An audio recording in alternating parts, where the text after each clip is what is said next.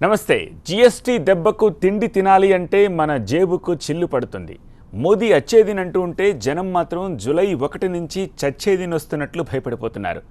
రోటీ, కపడా ఔర్ మకాన్ అన్నీ భారమైపోతున్నాయి. స్వచ్ఛ భారత్ అని ఊదరగొడుతూనే పరిశుభ్రమైన ప్యాకేజ్డ్ ఆహార పదార్థాలపై పన్నుపోటుతో నడ్డి విరుస్తున్నారు. వంటగదిలో మోదీ పెట్టిన టైం బాంబ్ పేలడానికి ఇంకొక్క రోజే టైం ఉంది. వస్తు సేవల పన్ను జీఎస్టీ వల్ల ధరల సునామీ పొంచుందని ఆర్థికవేత్తలు హెచ్చరిస్తున్నారు. వస్తోత్పత్తుల ధరలు తగ్గుతాయన్న వాదనల్లో నిజం లేదని విశ్లేషణలు వస్తున్నాయి. జీఎస్టీ బిల్లును రూపొందిస్తున్నప్పుడు రెవెన్యూ న్యూట్రల్ అనే పదం వాడారు. అంటే ప్రస్తుత రాబడికి తగ్గని, పెరగని విధంగా పన్ను రేట్లను ఖరారు చేస్తున్నామని ప్రభుత్వం చెప్పింది. కానీ 4 స్లాబులు పెట్టి దాదాపుగా ప్రతి వస్తువును పన్ను పరిధిలోకి చేర్చారు. ఇటువంటప్పుడు రెవెన్యూ న్యూట్రల్ కి తావే ఉండదు. పన్నులు బాది అందినంతా వసూలు చేసుకుందామనే ఉద్దేశంతోనే జీఎస్టీ కౌన్సిల్ సమావేశాలు జరుగుతున్నట్లు ప్రజల నుంచి విమర్శలొస్తున్నాయి. ఆహార పదార్థాలను లూజ్గా ట్యాక్స్ లేదు. అదే ప్యాకెట్లో పెట్టి దానికో పేరు పెడితే 5% విధిస్తారు. ఉదాహరణకు మార్కెట్లోకి వెళ్లి బియ్యం కొంటే ఏదో ఒక బ్రాండ్ పేరు సంచిపై కనిపిస్తుంది. అంటే బియ్యంపై 5% ట్యాక్స్ విధిస్తారు. ఉప్పు, పప్పులకు కూడా ఇదే పరిస్థితి. ఆహార భద్రతా ప్రమాణాల సంస్థ ఫాసై మాత్రం ఆహార పదార్థాలన్నీ ప్యాకేజ్ చేసి బ్రాండ్తో పాటు వివరాలన్నీ రాయాలని చెప్తోంది. కానీ జీఎస్టీ చట్టం ప్యాక్ చేసి పేరు రాస్తే 5% పన్ను మోత మోగుతుందని భయపెడుతోంది. ఇక్కడే ప్రభుత్వ వైఖరి వివాదాస్పదంగా ఉంది. ఫాసై ఒకలా చెప్తే జీఎస్టీ మరో రకంగా ఎందుకు చెప్తుంది అన్నదే పజిల్గా మారింది. కూరగాయల విషయంలో కూడా అదే పరిస్థితి. కూరగాయలు ఫ్రిడ్జ్లో పెట్టి పాడవకుండా జాగ్రత్త పడి విక్రయిస్తే 5% ట్యాక్స్ కట్టాలని జీఎస్టీ చట్టం చెప్తోంది. పసిపిల్లలు తినే బిస్కెట్లను కూడా వదలలేదు. బిస్కెట్లపై ఇప్పుడు 9 నుంచి 10% ఉన్న పన్ను ఏకంగా 18%కి పెంచారు. చిన్నపిల్లల పోషకాహారంలో భాగమైన బిస్కెట్లపై పన్ను పెంచడం అంటే కామన్ మ్యాన్ కి షాకింగ్ న్యూసే అవుతుంది. కాలుష్య యుగంలో మంచినీటిని తాగాలన్నా మరింత పన్ను కట్టాలని జీఎస్టీ చట్టం ఫర్మానా ఇస్తోంది. ప్యాకేజ్డ్ మంచినీటిపై ట్యాక్స్ ను ఇప్పుడున్న 5% నుంచి 18%కి పెంచారు. అంటే మంచినీటితో గొంతు తడుపుకుందామన్నా జేబుకు చిల్లు పడుతుంది. చాలా వస్తువులపై 18, 28 స్లాబుల కింద పన్నుల మోత మోగిస్తుండడం ఖజానా నింపుకోవడం కోసమే. వస్తుత్పత్తులు ధరలు తగ్గుతాయని చెప్తున్న ప్రభుత్వం స్లాబుల గురించి మాట్లాడుతోందే గాని రవాణా ఖర్చుల మాట చెప్పడం లేదు. ప్రభుత్వం 2 కోట్ల మంది వర్తక వ్యాపారులను టార్గెట్ చేసింది. క్రమక్రమంగా అందరూ జీఎస్టీలో రిజిస్టర్ చేసుకుంటున్నారు. 2 కోట్ల మందిపై గురిపెట్టిన సర్కార్ 118 కోట్ల మంది ప్రజలపై పడే ధరల భారాన్ని పట్టించుకోవడం లేదు. వారిపై భారం వేసేందుకే డిసైడ్ అయింది. పరోక్ష పన్నులకు రవాణా ఖర్చులు కలుపుకుంటే వస్తూత్పత్తుల భారం చివరకు పడేది వినియోగదారుడి మీదే. జీఎస్టీ అమలు ద్వారా 2 సంవత్సరాల్లో కేంద్ర, రాష్ట్ర ప్రభుత్వాలకు 5 లక్షల కోట్ల రూపాయల ఆదాయం వస్తుందని అంచనాలొస్తున్నాయి. అంటే ఈ భారమంతా ప్రజల మీద మోపుతున్నారనే ఆందోళన వ్యక్తమవుతోంది. పన్ను వసూలు పెరుగుతున్నాయంటే ధరలు పెరుగుతున్నట్లే లెక్క. జూలై 1 అనేది టైం బాంబులా కనిపిస్తోంది. సామాన్యుడిపై పరోక్ష పన్నుల భారం 10% పెరుగుతుందని అనలిస్టులు చెప్తున్నమాట. జీఎస్టీ వల్ల 1-2 నెలల్లో ద్రవ్యోల్బణం పెరుగుతుందని ప్రభుత్వ వర్గాలు చెప్తున్నాయి. కానీ వాస్తవానికి 2 ఏళ్ల పాటు ద్రవ్యోల్బణం పెచ్చరిల్లవచ్చని నిపుణులు అంచనా వేస్తున్నారు. ఈ లెక్కన ద్రవ్యోల్బణం రేటు ఇప్పుడున్న 7% నుంచి 10-11%కి చేరొచ్చు. కళ్ల ముందు ఇన్ని వాస్తవాలు కనిపిస్తుంటే జీఎస్టీ వల్ల మన దేశంలో వ్యాపార కార్యకలాపాలన్నీ అసంఘటిత రంగంలో కొనసాగుతున్నాయి. ఈ వ్యాపారాలన్నీ అప్పు మీద నడుస్తున్నాయి. ఒక వస్తువును ఉత్పత్తి చేసి సంస్థ దాన్ని అమ్మేయగానే డబ్బు రాదు. 1-2 నెలల్లో పడుతుంది. జీఎస్టీ వచ్చిన తర్వాత ట్యాక్సులతో కూడిన బిల్లు ఇవ్వాలి. ఈ నిబంధన వస్తే చిన్న, మధ్యతరగతి పరిశ్రమలకు నష్టం వాటిల్లుతుంది. అంటే చిన్న పరిశ్రమల మూలధన ఖర్చులు 10 నుంచి 15% పెరుగుతుంది. అదనపు భారం మొయ్యలేక పలు చిన్న పరిశ్రమలు మూతపడే అవకాశం కనిపిస్తోంది. మొత్తం మీద పారిశ్రామిక రంగం నుంచి పన్నులు పిండడానికే జీఎస్టీ ఉద్దేశమని విమర్శలొస్తున్నాయి. ఫోకస్ అంతా వ్యాపారులపై పెడుతున్నారు గాని వినియోగదారులపై పడే భారాన్ని మాత్రం మోదీ సర్కార్ లైట్ తీసుకుంటోంది. నోట్ల రద్దు తర్వాత దేశం మీద మరో భారాన్ని రుద్దడానికి అంతా రెడీ అయింది. ఎస్, జీఎస్టీ ఇప్పుడు ఇది ఒక పెద్ద బ్రహ్మ పదార్థం. జీఎస్టీ అమలైతే మనకేంటి లాభం? మనపై పడే భారం ఏమిటి? ఇలాంటి సందేహాలకు సమాధానాలు ఇవ్వడానికి TV9 బిజినెస్ అనలిస్ట్ సుకుమార్ ప్రస్తుతం స్టూడియోలో ఉన్నారు. సో మీ సందేహాల్ని మాకు కాల్ చేసి మా బిజినెస్ అనలిస్ట్తో మాట్లాడి నివృత్తి చేసుకోవచ్చు. మాకు కాల్ చేయాల్సిన నెంబర్స్ స్క్రోల్ అవుతున్నాయి. 040-6666-0331 ఆర్ 0337. గుర్తుపెట్టుకోండి, 6666-0331 ఆర్ 337కి ఫోన్ చేసి మీ సందేహాలని సుకుమార్ గారిని అడిగి నివృత్తి చేసుకోవచ్చు. Let's talk to him. Good evening Sukumar గారు. అండి. సుకుమార్ గారు, బ్రహ్మ పదార్థం అని చెప్పి అభివర్ణించాను. అదేమైనా అతిశయోక్తమైన పదం అంటారా ఈ జిఎస్టీకి సంబంధించి, లేకపోతే ఇంకా ఎక్కువ ఏమైనా వాడచ్చు అంటారా? జిఎస్టీకి సంబంధించి చాలామంది అనుకుంటుంది ఏంటంటే డిమానిటైజేషన్ టైంలో ఏదో ఒక జర్క్ వచ్చింది, మళ్ళీ నార్మల్ అయిపోయింది, ఎవరు నోట్లు వాళ్ళు తీసుకుంటున్నారు, ఎవరు దాచుకోవడాలు వాళ్ళు దాచుకుంటున్నారు, ఎవరు లంచాలు వాళ్ళు తీసుకుంటున్నారు, ఎవరు రాజకీయ నాయకులు వాళ్ళ ఎలక్షన్స్కి దాచుకుంటున్నారు, ఇవన్నీ అర్థమైనవి. కాకపోతే జిఎస్టీ విషయానికి వస్తే మాత్రం ఇది ఒక పెక్యులియర్గా మనకు కనిపిస్తుంది. ఎందుకంటే డిమానిటైజేషన్ షాక్ వేరు, జిఎస్టీ షాక్ వేరు. జిఎస్టీ షాక్ ఏంటంటే అది కేవలం నల్ల డబ్బు ఉన్నవాళ్ళు, దొంగ నోట్లు ఉన్నవాళ్ళు, ఇలాంటి వాళ్ళు కంగారు పడ్డారు తప్ప కామన్ మ్యాన్ కొద్ది రోజులు ఇబ్బంది పడ్డా మళ్ళీ వ్యవహారం నార్మల్ అయింది. జిఎస్టీ వల్ల వచ్చే ఇంపాక్ట్ ఏంటంటే కామన్ మ్యాను రెగ్యులర్గా అంటే ఒక 1000 రూపాయలకి ఒక వస్తువు కొంటున్నాడు అనుకోండి, ఆ 1000 రూపాయలకి కొనే వస్తువు ఈ 1వ తారీఖు నుండి మనకి ఇంకొక అదనంగా ఒక 10% పెరిగే పరిస్థితి కనిపిస్తుంది. అంటే 1100 వెచ్చించి అది తీసుకోవాల్సిన పరిస్థితి. ఒకవైపు ఏమో ఆదాయం పెరగట్లేదు, ఇంకోవైపు ఏమో ఖర్చు పెరుగుతుంది.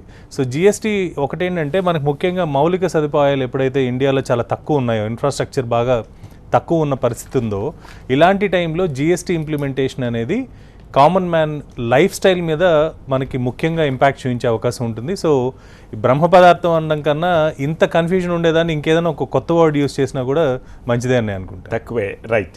ఫస్ట్ కాల్ ఉన్నారు కాకినాడ నుంచి శ్రీనివాస్. శ్రీనివాస్ గారు, మీ ప్రశ్న అడగండి. అదండి. శ్రీనివాస్ గారు నమస్తే, చెప్పండి. నమస్తే సార్. చెప్పండి. హలో, చెప్పండి. శ్రీనివాస్ గారు, టీవీ వాల్యూమ్ తగ్గించి ఫోన్లో మాట్లాడండి please, so that time kill అవ్వకుండా ఉంటుంది. తొందరగా మీ ప్రశ్న షూట్ చేయండి. సార్ అదే మేము రియల్ ఎస్టేట్ దాని గురించి మాట్లాడుతున్నాం అండి. ఓకే,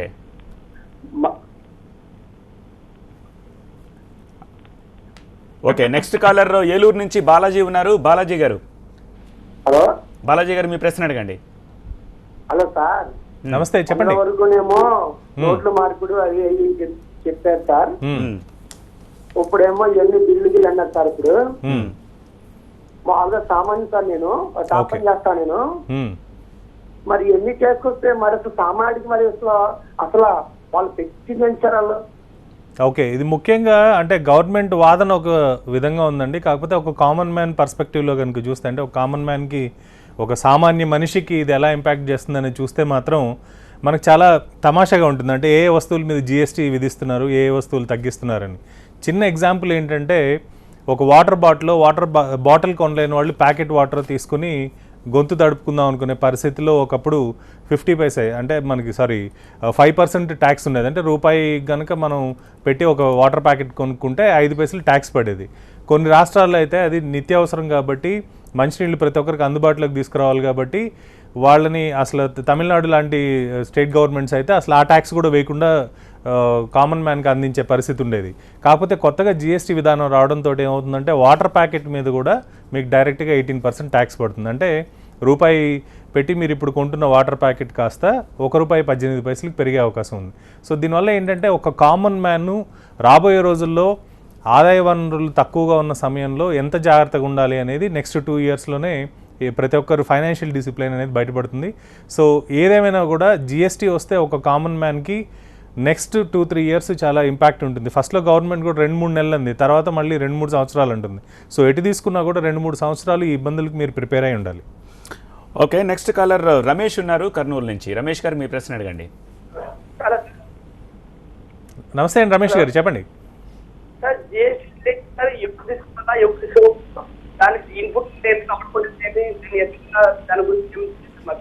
ఓకే, ముఖ్యంగా కన్జ్యూమర్కి దీనికి పెద్ద దీనికి అంటే రిటర్న్స్ ఫైల్ చేయడం కానీ ఇవేం అవసరం లేదండి. కాకపోతే ఎవరైతే వ్యాపారం చేస్తున్నారో, అంటే చిన్న ఎగ్జాంపుల్ మనం తీసుకుంటే, ఒక షాపు మీకు పలానా బజార్లో ఒక షాప్ ఉందనుకోండి, ఆ షాప్ నుంచి పక్క షాపుకి ఒకవేళ స్టాక్ ట్రాన్స్ఫర్ చేయాలన్నా కూడా కంపల్సరీ ఈవే బిల్ తీసుకొని దాని తర్వాత మాత్రమే ట్రాన్స్ఫర్ చేసే అవకాశం ఉంటుంది.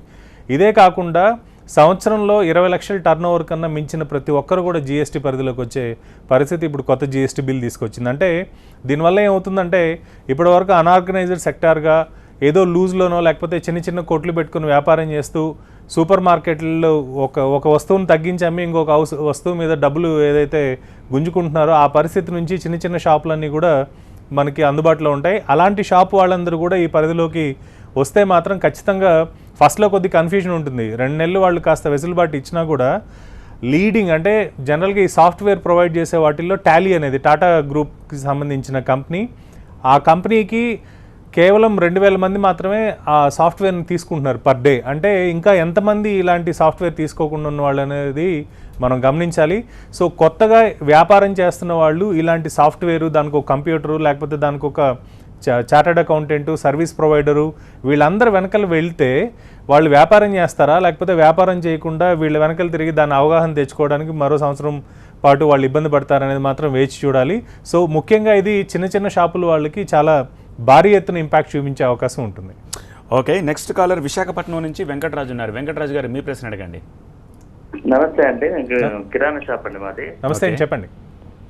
అది విషయం ఏంటంటే ఇప్పుడు 20 లక్షల నుండి 75 లక్షల లోపు కాంపోజిషన్ స్కీమ్ అని చెప్పేసి అన్నారండి. అవునండి. దాని గురించి అదే టోటల్ టర్న్ ఓవర్ మీద మేము ట్యాక్స్ కట్టాలా లేదంటే లాభం మీద ట్యాక్స్ కట్టాలా అనేది కన్ఫ్యూజ్ గా ఉంది. దాని గురించి కాదండి, ఇది పూర్తిగా లాభానికి సంబంధం లేదు, ఇది ఇన్కమ్కి సంబంధించింది కాదు. కాబట్టి మీరు ఏవైతే వస్తువులు కొంటున్నారో అంటే దీంట్లో కూడా చాలా స్లాబ్స్ ఉన్నాయి. కొన్నిటి మీద ఇప్పుడు బిస్కెట్స్ అనుకోండి, మీరు ఒక బిస్కెట్ అమ్మితే 18% ట్యాక్స్ పే చేయాలి.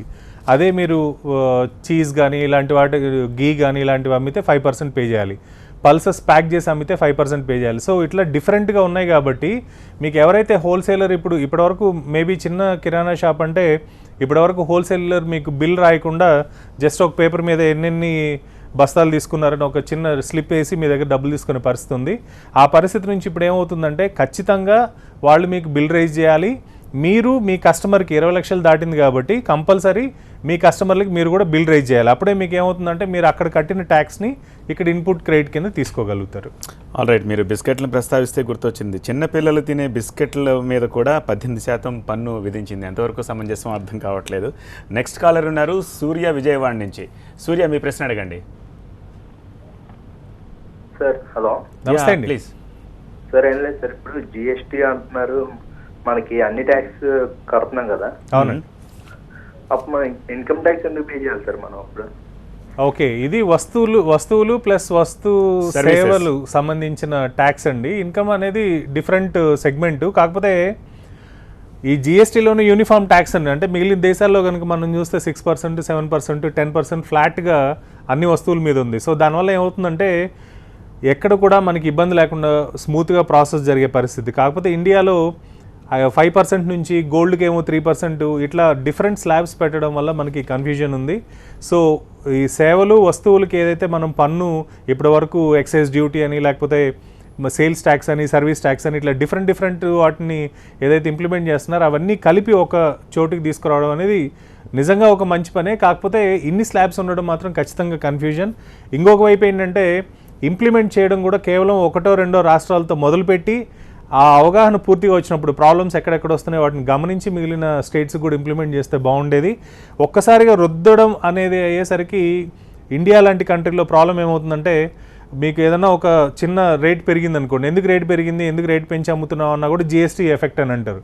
సో ఇది కూడా మనకి మార్కెట్లో లీకేజెస్కి వచ్చే ఛాన్సెస్ ఎక్కువ కనిపిస్తున్నాయి. ఓకే, వెల్ సుకుమార్ గారు, సాధారణ ప్రజానీకం కామన్ మ్యాన్, సో ఒక కామన్ మ్యాన్ జిఎస్టీ నుంచి ప్రభావం ఎంతవరకు పడుతుంది, దాని నుంచి ఎలా ప్లాన్ చేసుకోవాల్సిన అవసరం ఉంది? ముఖ్యంగా మనం కొనే వస్తువుల మీద అంటే జనరల్గా ఏం చేస్తారంటే షాప్కి వెళ్ళి ఒక 1000 రూపాయలు షాపింగ్ చేశారనుకోండి, ఏ వస్తువులకి ఎంతెంత ట్యాక్స్ పడుతుందని ఎవరు పట్టించుకోరు. ఈ మధ్యకాలంలో సూపర్ మార్కెట్స్ వచ్చిన తర్వాత అసలు ఏ వస్తువుకి ఎంత రేట్ వేస్తున్నారో కూడా పట్టించుకోవట్లేదు. అది కరెక్ట్గా స్కాన్ చేస్తున్నారు, 2-3 సార్లు స్కాన్ చేస్తున్నారు అనేది కూడా ఎవరు పట్టించుకోవట్లేదు. కాకపోతే సామాన్యుడు ఇప్పుడున్న పరిస్థితుల్లో చిన్న తరగతి ఉద్యోగి కానివ్వండి ఎవరైనా గమనించవలసింది ఏంటంటే మనం కొనే వస్తువుల మీద మనకి ట్యాక్స్ ఎంత పడుతుంది, ఈ వస్తువు కొంటే దీని మీద జిఎస్టీ 5% ఉందా 12% ఉందా, ఆల్టర్నేటివ్ ఏమైనా ఉందా. అంటే ఇందాక మీరు అన్నారు స్వచ్ఛ భారత్, ఒకవైపు స్వచ్ఛ భారత్ అంటూనే ఇంకొక వైపు ఏమో విడిగా అమ్మే పప్పులు దినుసులు వీటిని ప్రోత్సహిస్తున్నారు అని. దీంట్లో ఉన్న ప్రాబ్లం ఏంటంటే ఎవరైనా ఒక 10,000 15,000 శాలరీ తీసుకునే వాళ్ళు ఏం చేస్తారు, ప్యాకెట్ కొంటే 5% పే చేయాల్సి వస్తుంది కాబట్టి లూజ్గా ఉన్న వస్తువులు కొనుక్కుంటారు. ఆ లూజ్గా ఉన్న వస్తువుల్లో నాణ్యత లేదనుకోండి, సో అప్పుడు దానికి ఎవరు బాధ్యత వహిస్తారు? సో ఇదొక మేజర్ కన్సర్న్ కింద మారబోతుంది. సో ఒక కామన్ మ్యాన్ షాపుకి వెళ్తే మనం దేని మీద ఎంత ట్యాక్స్ పే చేస్తున్నాం అన్న అవగాహన లేకుండా షాపింగ్ చేయడం మొదలు పెడితే మాత్రం మంత్ ఎండింగ్కి వచ్చేసరికి ఆ బిల్స్ చూసుకుంటే కనీసం ఒక 10%, ఇందాక మనం అనుకున్నట్టు 6 to 10% అనేది వాళ్ళ రెగ్యులర్ ఖర్చు కన్నా ఎక్కువ అయ్యే పరిస్థితి కనిపిస్తుంది. అయితే అది ఎంటర్టైన్మెంట్ కానివ్వండి, హోటల్కి వెళ్తే కానివ్వండి, వీకెండ్ ఒక సినిమా చూద్దాం అనుకుంటే కానివ్వండి, ఏదైనా కూడా.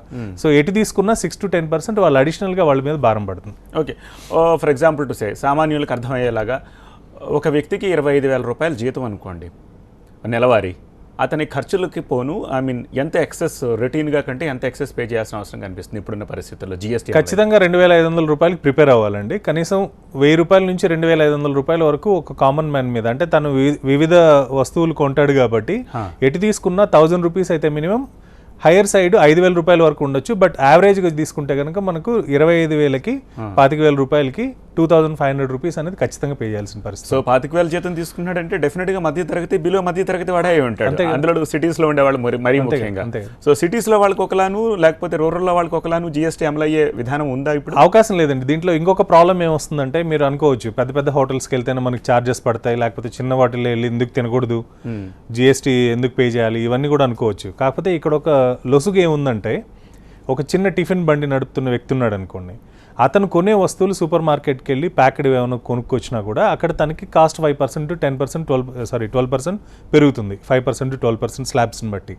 సో అక్కడ కొనుక్కొని వచ్చిన వాటిని ఇక్కడ బిల్లింగ్ తనకి వ్యాట్ లేదు కాబట్టి, 20 లక్షల లోపు కన్నా టర్న్ ఓవర్ ఉంటుంది కాబట్టి ఆ కొనేటప్పుడే కాస్ట్ పెరుగుతుంది. సో ఒక 20 రూపాయలకి ఒక దోశ ఇస్తున్నాడు అనుకోండి, అతను ఏం చేస్తాడు, అక్కడ ఆల్మోస్ట్ 12% ట్యాక్స్ కడుతున్నాడు. సో ఈ 5% 12% ఇవన్నీ ఎందుకని కామన్గా 20 రూపాయల దోశని 25 రూపాయలు చేస్తాడు. సో మనం స్టార్ హోటల్కి వెళ్ళి తింటేనే ఛార్జెస్ కాదండి, మామూలుగా మీరు రోడ్ పక్కకి వెళ్ళి ఒక బండి మీద తిన్నా కూడా మనకి ఇంపాక్ట్ ఉంటుంది. సో అట్టా తీసుకుంటే మీరు 25,000 సంపాదించే వ్యక్తి ఖచ్చితంగా 2,500 నుంచి 5,000 రూపాయల వరకు తెలియకుండానే జేబులో నుంచి డబ్బులు ఖర్చు పెట్టాల్సిన పరిస్థితి ఉంటుంది. ఓకే, నెక్స్ట్ కాలర్ జగదీష్ ఉన్నారు బెంగళూరు నుంచి. జగదీష్ గారు, మీ ప్రశ్న అడగండి. సార్ నమస్తే అండి. నమస్తే అండి. యాక్చువల్లీ ఏంటి సార్, ఇప్పుడు హౌస్ కొనుక్కుంటే అంటే ఇప్పుడు తగ్గుతుందని చూపిస్తున్నారు అనమాట. ఓకే, యాక్చువల్లీ ఎక్కడ తగ్గుతుంది ఏంటి అసలు ఇంపాక్ట్ అనేది ఏంటి అసలు ఏం తెలియట్లేదు. అంటే డిఫరెంట్ సోషల్ నెట్వర్క్ లో డిఫరెంట్ గా వస్తున్నాయి, ఇక్కడ తగ్గుతుంది. ఏం లేదండి, ఇందులో it's very very very clear. మీకు చాలా సింపుల్ థింగ్ ఏంటంటే, ఒకవైపు తగ్గినట్టు కనిపించినా కూడా ఇంకొక వైపు పెంచుకుంటూ వెళ్తున్నారు. ఇప్పటి వరకు ఉన్న కన్ఫ్యూజన్ ఏంటంటే, సదరన్ స్టేట్స్లో 15 to 16% అంటే వ్యాట్, సర్వీస్ ట్యాక్స్ ఇవన్నీ కలిపి, స్టేట్ ట్యాక్సెస్ ఇవన్నీ కలిపి మనకి 15 to 16% ఇప్పుడు ఛార్జ్ చేస్తున్నారు. సో కొత్త విధానంలో 12% అవుతుంది. అంటే ఓన్లీ మన సదరన్ స్టేట్స్, కేరళ, తమిళనాడు, మనకి ఆంధ్రప్రదేశ్, తెలంగాణ, ఈ స్టేట్స్ వరకు మాత్రం 12% తగ్గుతుంది. అదే నార్త్ అండ్ వెస్టర్న్ స్టేట్స్లో ఇప్పుడు ఆల్రెడీ అది 5 to 6% ఉంది. అంటే చాలా స్టేట్స్ ట్యాక్స్ పే చేయకుండా రియల్ ఎస్టేట్ని ఎంకరేజ్ చేయాలని చెప్పి వాళ్ళు స్టేట్ పరిధిలో పెట్టుకుని దాన్ని కాస్త తగ్గించి పెట్టుకున్నారు. అవన్నీ 12% అవుతున్నాయి. సో దీనివల్ల ఏమవుతుందంటే మేజర్ ఇంపాక్ట్ ఉండదు. అంటే మనం ఇక్కడ ఏదో 15%, 16% ఉన్నది కాస్త 12 అయిందని అనుకుంటున్నాం. ఇంకోవైపు ఏమైంది, సిమెంట్ పెరుగుతుంది, స్టీల్ పెరుగుతుంది. ఎస్పెషలీ మీరు ఇంట్లో వాడే ఇంటీరియర్కి సంబంధించినవి కానివ్వండి, ఫర్నిచర్ కానివ్వండి, ఇవన్నీ కూడా ఫ్లాట్ 18%కి వస్తున్నాయి. ఇంకొక వైపు శానిటరీ వేర్ కానివ్వండి, ఇవన్నీ కూడా పెరుగుతున్నాయి. సో ఎటు తీసుకున్నా ఒకవైపు ఏవో రేట్లు తగ్గిపోతాయని మనం అనుకుంటున్నది రేపు పొద్దున ప్రాక్టికల్గా కనుక ఆలోచిస్తే ఇంకా పెరుగుతుంది తప్ప తగ్గే అవకాశాలు మాత్రం ఎక్కడ కనిపించడం లేదు. వెల్, సుకుమార్ గారు, రోటీ కపడా ఔర్ మకాన్ ఇది ఒకప్పటి ఫేమస్ నినాదం. ఈ మధ్య కాలంలో నిజానికి కనుమరుగు అయిపోయింది. కానీ ఇప్పుడు మళ్ళీ తిరిగి రోటీ కపడా ఔర్ మకాన్ అనాల్సి వస్తుందేమో ఈ జీఎస్టీ వల్ల అనుకుంటున్నారు. తినే తిండి, కట్టుకునే బట్ట అండ్ కట్టుకునే ఇల్లు ఉండాల్సిన ఈ మూడిట్లో దేన్ని వదలలేదు. దట్ ఈస్ వాట్ ట్యాక్స్ పరిధిలో నుంచి ఈ మూడిట్లో దేన్ని వదలలేదు. ఎందుకంటే ఈవెన్ దుస్తుల విషయంలో కూడా ఒక కామన్ స్లాబ్ అనేది లేదు. 1,000 రూపీస్ బిలో అయితే ఇంత, లేకపోతే 1,000 రూపీస్ పైన అయితే ఇంత అని స్లాబ్స్ ఎప్పుడైతే క్రియేట్ చేస్తారో ఇది చాలా వరకు కన్ఫ్యూజన్స్ ఉందండి. ఇంకోవైపు వస్త్ర వ్యాపారులు చాలామంది ఇబ్బంది పడుతూ వాళ్ళు ధర్నాలు, షాపులన్నీ క్లోజ్ చేసి వ్యాపారాన్ని మానుకొని నిరసన వ్యక్తం చేస్తున్న పరిస్థితి ఉంది. వీళ్ళకి ఏంటంటే కంపెనీ నుంచి ఆల్రెడీ చాలా వరకు, అంటే ఒక షాపుకి కనుక మనం వెళ్తే కొన్ని లక్షల రోల్స్ ఉంటాయి బట్టలు. సో వాళ్ళు ఇవన్నీ ఆల్రెడీ తెప్పించుకున్నారు. గవర్నమెంట్ చెప్పేదాన్ని బట్టి ఏంటంటే ఇప్పుడు ఆల్రెడీ వాళ్ళు కొనుక్కొని వచ్చి స్టాక్ ఏదైతే పెట్టుకొని ఉన్నారో వాటిని జూలై 1వ తారీఖు నుంచి అమ్మితే మళ్ళీ వాళ్ళు ట్యాక్స్ పే చేయాలి. సో అక్కడేమో ట్యాక్స్ లేకుండా వీళ్ళు ఆల్రెడీ తెప్పించుకుని స్టాక్ పెట్టుకుని ఉన్నారు. వీటిని అమ్మి ఇక్కడ ట్యాక్స్ కడితే వాళ్ళకి మార్జిన్స్ పడిపోతాయి. సో రెగ్యులర్గా మీరు ఒక 100 రూపాయలకి ఒక మీటర్ అమ్మే దగ్గర నుంచి 120కి పెరిగితే కనుక డెఫినెట్గా వాళ్ళ సేల్స్ పడిపోతుంది. సేల్స్ తగ్గితే ఏమవుతుంది, వాళ్ళ దగ్గర ఉన్న స్టాక్ పనికి రాకుండా పోతుంది. సో దాన్ని మళ్ళీ 50% 70% డిస్కౌంట్స్లో అమ్మాలి. సో ఈ కన్ఫ్యూజన్స్ నుంచి మాకు క్లారిటీ ఇవ్వండి అని అడుగుతున్నారు. ఇప్పటికీ అంటే మల్టీనేషనల్ కంపెనీల దగ్గర విపరీతమైన మజిల్ పవర్ ఉంది కాబట్టి మల్టీనేషనల్ కంపెనీలు ఏం చేశాయి, రైట్ ఫ్రమ్ సోప్స్ కానివ్వండి, టాల్కమ్ పౌడర్స్ కానివ్వండి, షాంపూలు, ఇవన్నీ కూడా షాప్స్లో ఎక్కడెక్కడ ఉన్నాయో అక్కడ మీరు స్టాక్ డంప్ చేసుకోండి. మీరు క్లోజింగ్ స్టాకు జూన్ 30వ తారీఖు ఇవ్వండి, ఓపెనింగ్ స్టాకు జూలై 1వ తారీఖు ఇవ్వండి. సో మీ దగ్గర ఏదైతే స్టాక్ ఉందో దానికి సంబంధించిన ట్యాక్స్ మొత్తం మేము భరిస్తామని చెప్పి వాళ్ళు భరోసా ఇవ్వడంతో షాపుల వాళ్ళు వాటిని రెగ్యులర్గా చేస్తున్నారు. సో దీనివల్ల ఏమవుతుందంటే మల్టీనేషనల్ కంపెనీలు కాకుండా చిన్న చిన్న కంపెనీలు, స్మాల్ అండ్ మీడియం సెక్టార్లో ఉన్న చాలా కంపెనీలు వాళ్ళు తయారు చేసే వస్తువులు ఇవన్నీ కూడా మార్కెట్లోకి పంపడానికి పాస్ట్ 1 మంత్ నుంచి బ్రేక్ పడింది. సో ఎటు తీసుకున్న చిన్న కంపెనీలకి వీళ్ళకి చాలా ఇబ్బంది అవుతుంది. ఎందుకంటే మార్కెట్లోకి వాళ్ళ వస్తువులు అమ్ముకోవాలి అంటే రీటైలర్ ఏమో నేను తీసుకోను, ఎందుకంటే నా దగ్గర స్టాక్ ఉంటే రేపొద్దున నేను 18% 12% ట్యాక్స్ పే చేయాలని వాళ్ళు చేయట్లేదు. సేమ్ ఇది ఎవరికి అప్లై అవుతుంది, ఈవెన్ మెడికల్ షాపుల వాళ్ళు కూడా. మీరు కనుక ఈ మధ్య గమనిస్తే అపోలో ఫార్మసీ కానివ్వండి, ఇంకా మిగిలిన మెడ్ ప్లస్ కానివ్వండి, వీళ్ళందరూ కూడా కన్స్యూమర్స్కి మెసేజెస్ పంపించారు, నెక్స్ట్ 2 months GST వల్ల మీకు మందులు దొరకపోవచ్చు, వెంటనే వచ్చి మీకు కావాల్సిన రెగ్యులర్ సప్లైస్ ఫిల్ చేసుకోండి అని. అంటే ఒక విధంగా ప్రతి ఒక్కరు అంటే రీటైలర్స్ కూడా భయపడుతున్న పరిస్థితి. సో ఈ రీటైలర్స్కి కూడా భరోసా లేకుండా రిలాక్సేషన్ 2 months అవి ఇవి అన్నప్పటికి కూడా వీళ్ళందరూ ఇంత భయపడుతున్నారంటే దీని క్యాస్కేడింగ్ ఎఫెక్ట్ నెక్స్ట్ 6 months మనకి ఎలా ఉంటుంది అనేది మాత్రం మనం గమనించాలి. ఓకే, నెక్స్ట్ కాలర్ సికింద్రాబాద్ నుంచి కుమార్ ఉన్నారు. కుమార్ గారు. హలో. కుమార్ గారు, ప్రశ్న అడగండి. రైట్ సార్, నేను ప్రైవేట్ స్కూల్ టీచర్ మాస్టర్ గారు. నమస్తే అండి, చెప్పండి. సో నాకు ఒక 8,000 జీతం వస్తుంది. ఓకే. నా ఈ 8,000 జీతం తోటి నేను ఒక 2,000 వరకు ట్యాక్స్ కట్టుకొని మిగతా 6,000 తోటి నేను ఏ విధంగా జీవించగలను?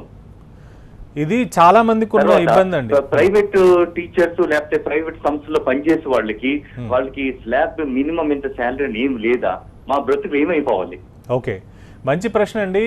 ఇప్పటి వరకు ఈవెన్ డిమానిటైజేషన్ విషయంలో కూడా మీ దగ్గర ఉన్న నోట్లన్నీ మాకు ఇచ్చేయండి, మేము అన్నీ మళ్ళీ కొత్త నోట్లు ఇస్తామని చెప్పినప్పుడు ప్రతి ఒక్కరు ఏమనుకున్నారంటే ఫస్ట్ ఏదో దేశంలో పెద్ద మార్పు జరగబోతుంది, కామన్ మ్యాన్కి నిజంగా ఏవైతే ఈ రోజులు ఇబ్బందులు ఉన్నాయో మినిమం వేజెస్ కానివ్వండి, లేకపోతే మినిమం ఎడ్యుకేషన్ కానివ్వండి, హెల్త్కి సంబంధించింది కానీ ఇలాంటివన్నీ గవర్నమెంట్ ఫ్రీగా ఇచ్చేస్తుందని అనుకున్నారు. కానీ అందుకు భిన్నంగా ఏమైంది, ఓన్లీ నోట్లు మారే తప్ప ఎవరి జీవితంలోనూ మార్పు రాలేదు. సిమిలర్గా GST రేపు పొద్దున వచ్చినా కూడా అధికంగా భారం పడుతుంది తప్ప ఇందులో ఎలాంటి మార్పు ఒక లైఫ్లో తీసుకొస్తుందని మాత్రం నేను అనుకోవడం లేదు. కాకపోతే చిన్న చిన్న షాపుల్లో సంస్థల్లో పనిచేస్తున్న వాళ్ళకి ఇప్పటివరకు క్యాష్ పేమెంట్ ఏదైతే ఇచ్చేవాళ్ళో దాన్ని కంపల్సరీ అకౌంట్ ద్వారా ఇవ్వాల్సిన పరిస్థితిని ఒకదాన్ని తీసుకొచ్చారు GSTలో. ఒకవేళ ఎవరైనా క్యాష్ పేమెంట్ కనుక ఇస్తే దాని ఎక్స్పెండిచర్ కింద చూపించుకోవడానికి లేదు అని. సో దీనివల్ల ఏమవుతుందంటే మీరు ఇందాక అన్నట్టు 8,000 రూపాయలు మీరు జీతం తీసుకుంటూ గతంలో ఒకవేళ డబ్బులు 8,000 క్యాష్ ఇంటికి పట్టుకెళ్తున్నారు అనుకోండి, మీరు ఆ 8,000 ఖర్చు పెట్టుకోవచ్చు.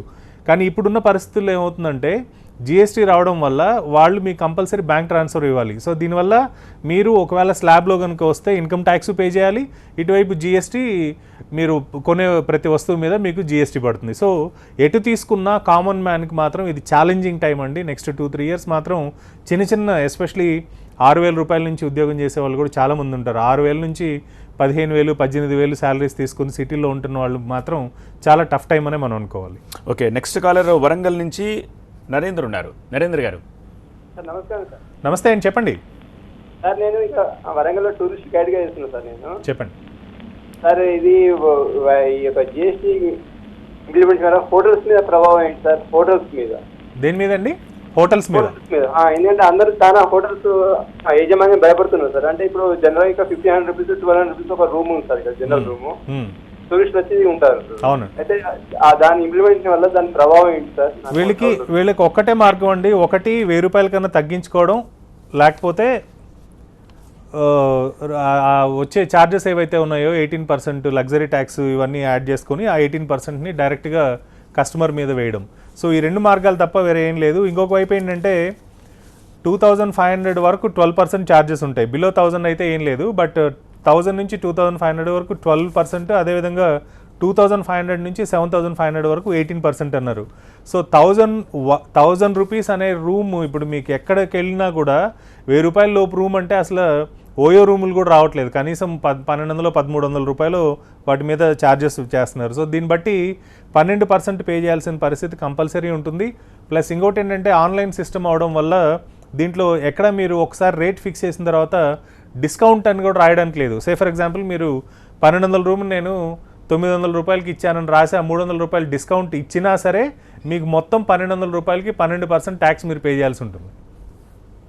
నెక్స్ట్ కాలర్ రాజేంద్ర ఉన్నారు కుక్కటిపల్లి నుంచి. రాజేంద్ర గారు. హలో. రాజేంద్ర గారు ప్రశ్న అడగండి. సార్ ఇందాక 2 పాయింట్స్ రిఫర్ చేశారు. ఒక 25,000 నార్మల్ కామన్ పీపుల్, ఇంకొకటి 1 lakh హాస్టల్ ఎక్స్పెండిచర్. అవునండి. So in both cases it is increasing to 25,000 to 27,500, and if we pay 1 lakh it will raise to 12,000 extra, 25,000 extra. అవునండి.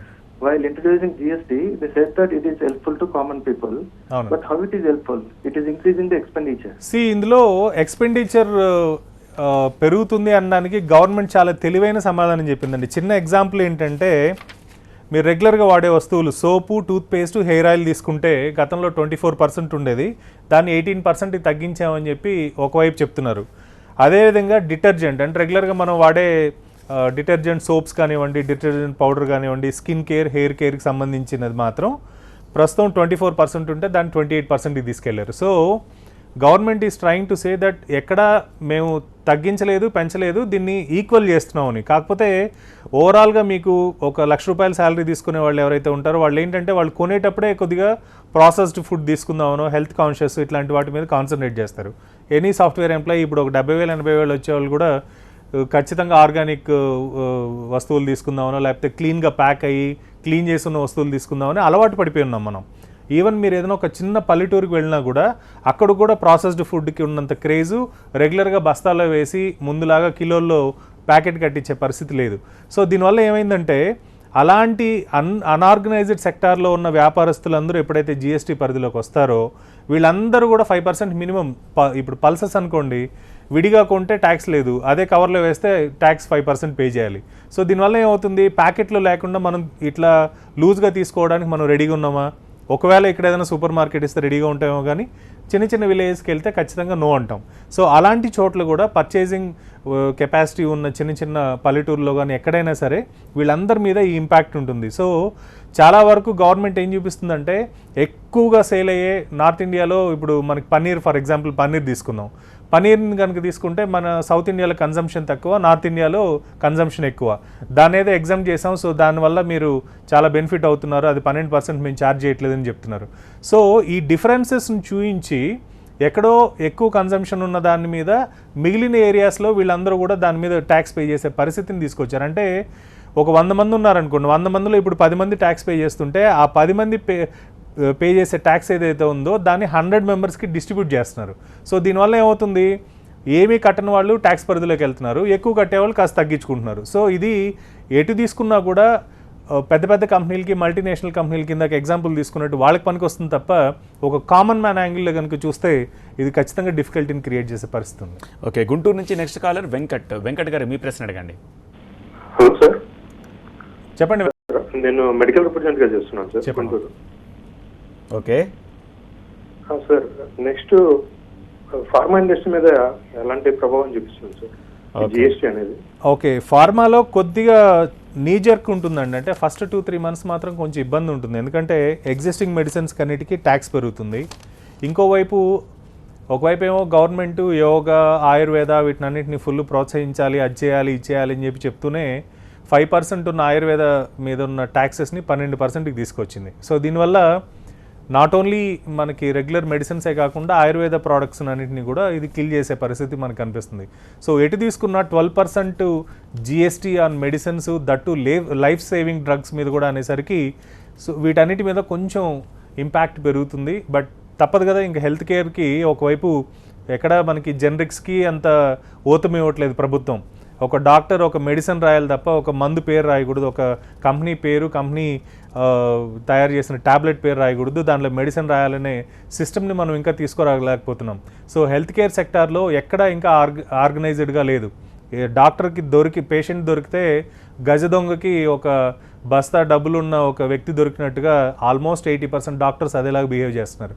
సో ఇవన్నీ చూస్తే హెల్త్ కేర్ సెక్టార్లో especially pharma సెక్టార్లో knee-jerk ఉంటుంది, మళ్ళీ ఇంకా తప్పదు కాబట్టి జనాలు అలవాటు పడిపోతారు. ఆల్ రైట్, జిఎస్టీ గురించి చర్చను చూస్తున్నాము. నిజానికి నేను హండ్రెడ్స్ ఆఫ్ క్వశ్చన్స్ ప్రిపేర్ అయ్యి వచ్చాను, బట్ నాకే ఇన్ని ప్రశ్నలు ఉంటే సామాన్యుడికి పరిస్థితి ఏంటి? నిమిషానికి కాల్స్ వస్తూనే ఉన్నాయి. నెక్స్ట్ కాలర్ రాంబాబు ఉన్నారు తెనాలి నుంచి. రాంబాబు గారు, మీ ప్రశ్న అడగండి. నమస్తే సార్, నేను తెనాలి నుంచి మాట్లాడుతున్నాను సార్. చెప్పండి. నమస్తే అండి సార్. ఇప్పుడు జిఎస్టీ ప్రభావము పంట పండించి అమ్ముకునేటువంటి రైతుల మీద ఎలాగ ఉంటుంది? Wonderful question sir. ఇన్ఫాక్ట్ మేము అడ్రస్ చేద్దాం అనుకుంటున్నాం దాన్ని. ఇప్పుడు మంచి క్వశ్చన్ అండి. ఒకవైపు ఏమో ఫర్టిలైజర్స్ మీద ట్యాక్స్ పెంచారు, అది మీకు అందరూ చాలామంది రైతులు తెలంగాణలో కూడా ఉద్యమాలు చేయడం ఇవన్నీ స్టార్ట్ చేశారు.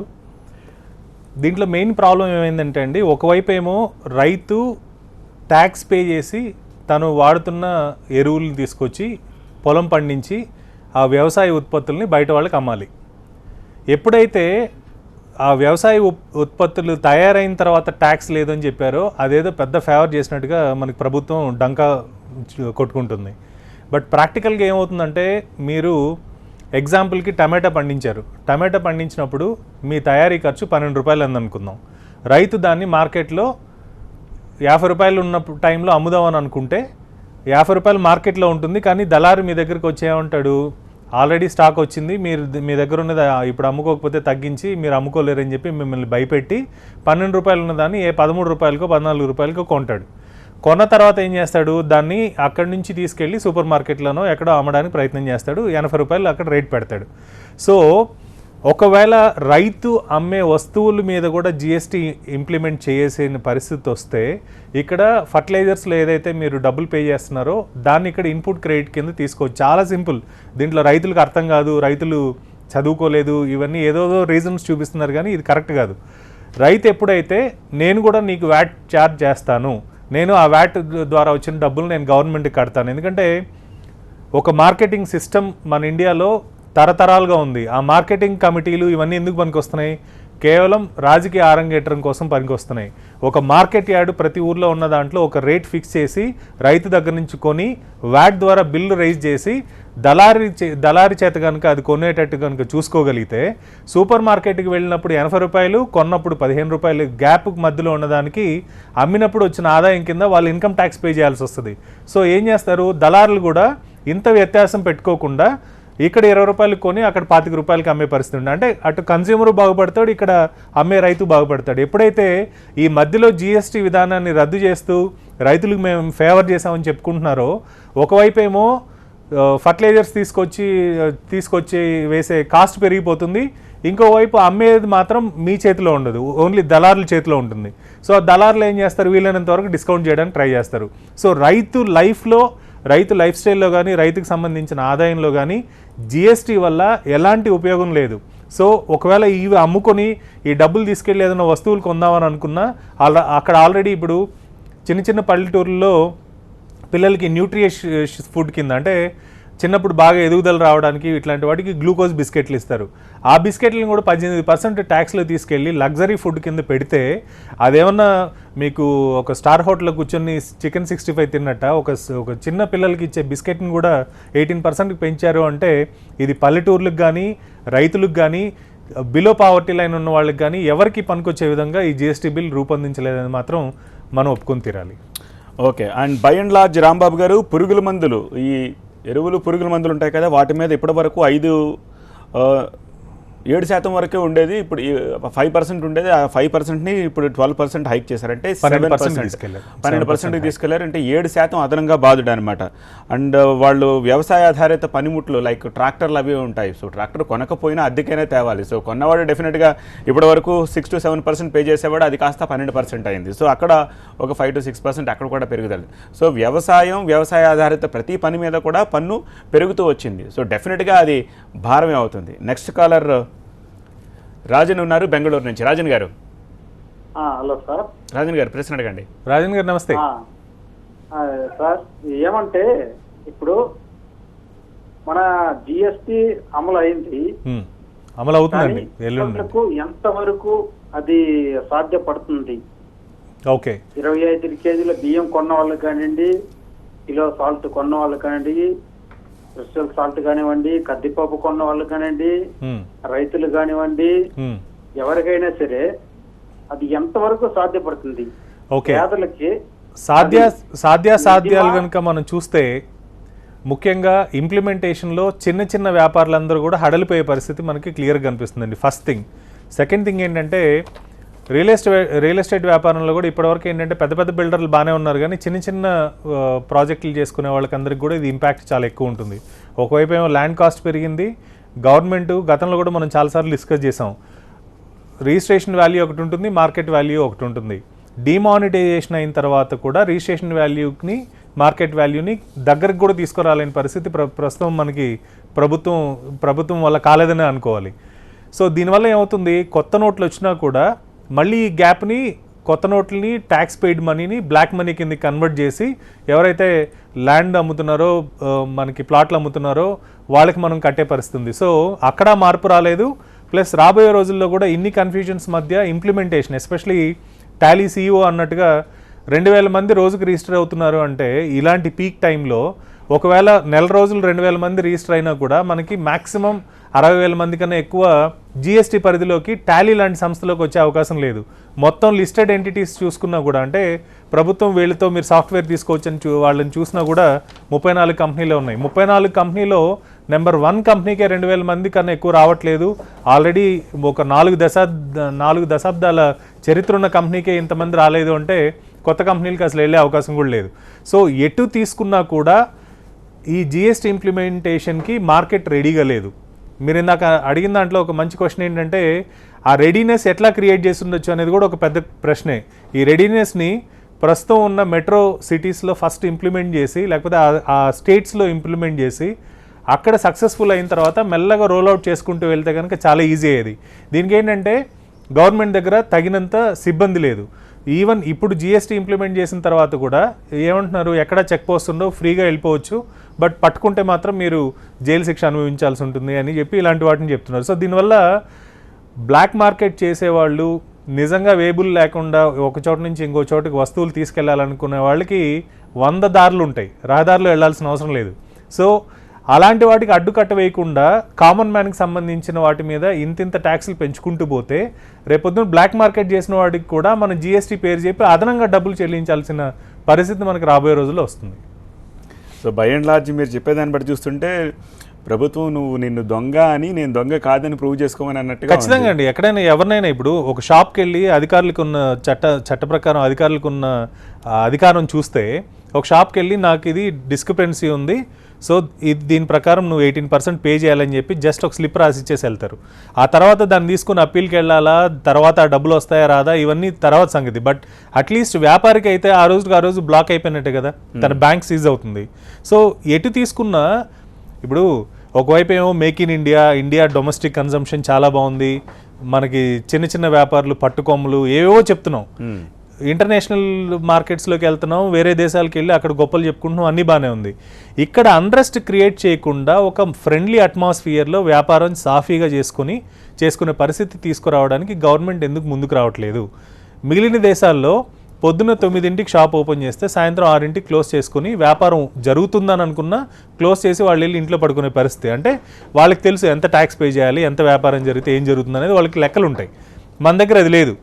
ఒక చోట ఒక బిజినెస్ సక్సెస్ అయిందనుకోండి, అక్కడ అప్పటి వరకు స్క్వేర్ ఫీట్కి 100 రూపాయలు అద్దె ఉంటే ఆ బిజినెస్ సక్సెస్ అయిన తర్వాత పక్కన ఉన్న రియల్ ఎస్టేట్ వాల్యూ పెరిగిపోతుంది, 200 రూపాయలు అద్దెకి ఇస్తానంటారు. సో ఎక్కడ ఆర్గనైజ్డ్గా లేదు. సో ఈ అన్ఆర్గనైజ్డ్ సెక్టార్ని ఆర్గనైజ్డ్గా, అంటే ఒక ట్రాక్ మీదకి తీసుకురావాలంటే అది పెద్ద ఛాలెంజ్తో కూడిన విధానం. సో ఆ విధానానికి శ్రీకారం చుట్టకుండా మిగిలిన దేశంలో జరిగింది మన దేశంలో ఎందుకు జరగదు, ఏం జరుగుతుందో చూద్దామని చెప్పి ఎప్పుడైతే ఇంప్లిమెంట్ చేస్తున్నామో దీనివల్ల ఇబ్బంది పడేది కామన్ మ్యాన్. ప్రాబ్లీ మిగిలిన దేశాల్లో ఎప్పుడు GST ఇంప్లిమెంట్ చేసిన ప్రభుత్వం ఏది మళ్ళీ ఎలక్షన్స్లో గెలిచిన దాఖలాలు లేవు. ఇక్కడ పరిస్థితి లేదని వీళ్ళు అనుకుంటున్నారు, బట్ ఏమవుతుందో వేచి చూడాలి. ఓకే, నెక్స్ట్ కాలర్ ప్రకాశం నుంచి రామకృష్ణ ఉన్నారు. రామకృష్ణ గారు మీ ప్రశ్న అడగండి.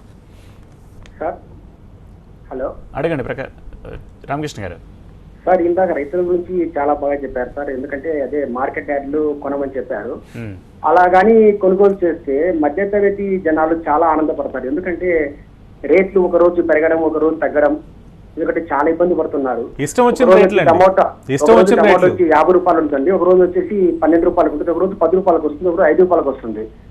అది పెరిగినప్పుడు ఏంటంటే ఒక ఉద్యోగస్తులు వచ్చేసి అబ్బా టమాటో రేటు పెరిగిపోయాయి, మాకు జీతాలు పెంచండి అని పెంచేసుకుంటున్నారు. కానీ తగ్గినప్పుడు మటుకు రైతు వచ్చేసి చాలా ఇబ్బంది పడుతున్నారు. దీనివల్ల మధ్యతరగతి వాళ్ళు హోల్సేల్ గా పోయేది మధ్యతరగతి వాళ్ళు ఇబ్బంది పడతారు. ఎందుకంటే పెరిగినప్పుడు కొనలేకపోతున్నారు, తగ్గినప్పుడు కొన్ని ఆనందపడతారు. రైతు కూడా చాలా ఇబ్బంది పడుతున్నారు. దీనివల్ల ఇందులో సరైన నిర్ణయం ఏంటంటే ఇందాక మీరు చెప్పింది చాలా బాగుంది సార్. ఈ బాధ్యత ప్రభుత్వానిదండి. ఎందుకంటే ఒక బంగాళదుంప మీకు ఢిల్లీలో 5 రూపాయలకు అమ్ముతున్నప్పుడు హైదరాబాద్లో 50 రూపాయలు అమ్మిన పరిస్థితి కూడా ఉంది.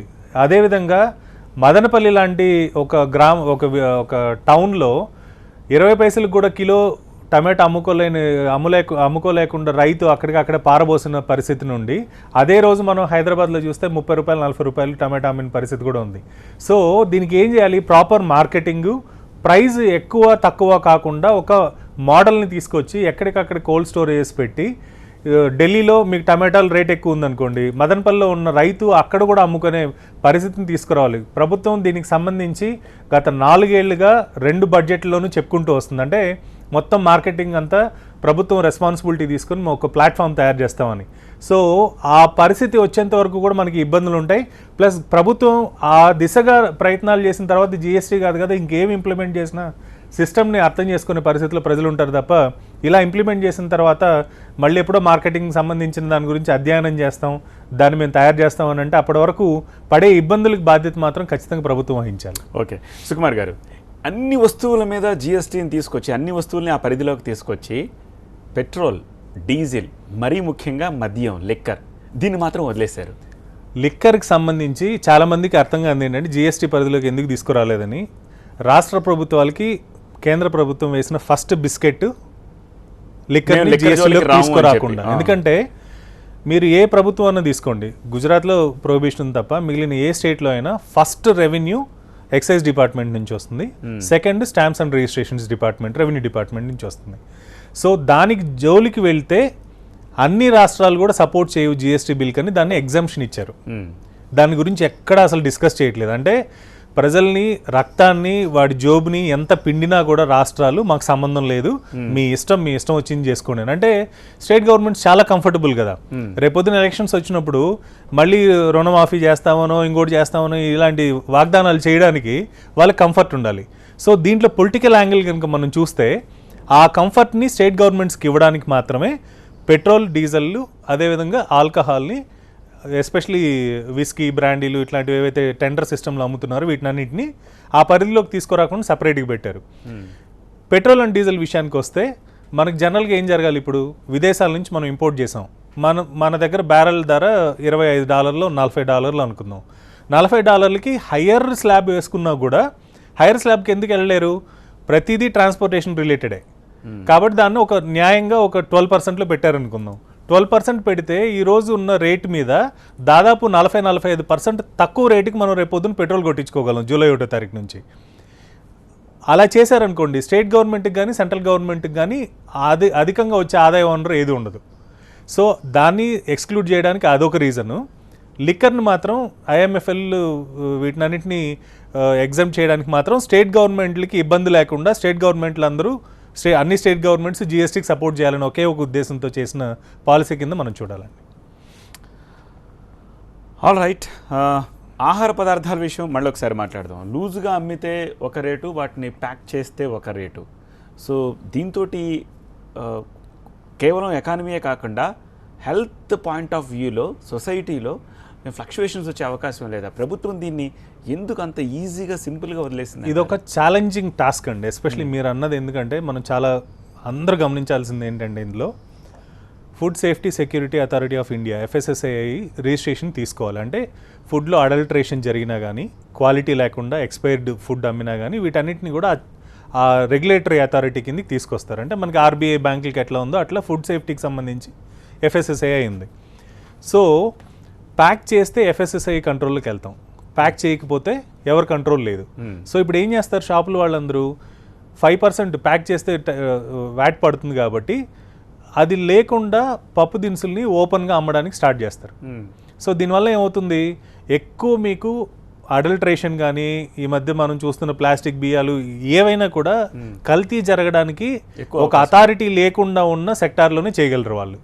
పప్పులకి కలర్లు వేసి వేరే పప్పు తీసుకొచ్చి దాంట్లో వేయడం, లేకపోతే షుగర్లో రవ్వ యాడ్ చేయడం, ఇట్లాంటి నెంబర్ ఆఫ్ అడల్ట్రేషన్స్ జరుగుతాయి. సో ఎస్పెషలీ ఫుడ్ విషయంలో చాలా ఉంటుంది అది. సో ఎప్పుడైతే మీకు ప్యాక్ చేస్తే పన్నీర్ 5%, ప్యాక్ చేయకుండా రోడ్డు మీద పెట్టి ఈగలు వాలుతూ ఉండి దాన్ని అమ్మితే ట్యాక్స్ లేదని అన్నారో, ఇంకా మీరు అసలు హెల్త్ కాన్షియస్నెస్ ఏం చూస్తున్నట్టు. ఇంకొక వైపు స్వచ్ఛ భారత్. ఇప్పుడు ఒక 10 కిలోలు మనం ఏదైనా ఒక పప్పులు తీసుకుంటే దాంట్లో ఇప్పుడు ఏం చేస్తున్నాం, వెళ్ళి సూపర్ మార్కెట్ నుంచి కొనుక్కొచ్చి, ఎవరికి టైం లేదు మొత్తం దాన్ని క్లీన్ చేసి సపరేట్ చేసి అవన్నీ పక్కకు పెట్టి చేసుకోవడానికి. రెడీగా ఆల్రెడీ వాళ్ళు తయారు చేసి దాంట్లో ఉన్న వేస్ట్ అంతా తీసి పెట్టిన వాటిని మనం ఇంటికి కొనుక్కొచ్చుకుంటున్నాం. సో ఇప్పుడు దీనివల్ల ఏమవుతుంది, కొన్న ప్రతి వాళ్ళు మళ్ళీ చెత్త తయారు చేయాలి, చెత్తను బయటపోయాలి.